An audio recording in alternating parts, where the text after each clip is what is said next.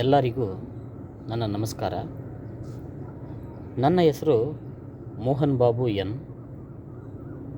ಊರು ನರಸಿಂಗಾಪುರ. ಇದೇ ಆಗಸ್ಟ್ 15ರಂದು ಸ್ವಾತಂತ್ರ್ಯ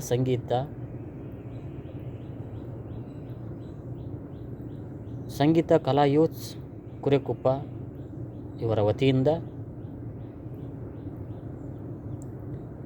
ವಾಯ್ಸ್ ಆಫ್ ಸಂಡೂರು ಎಂಬ ಕಾರ್ಯಕ್ರಮವನ್ನು,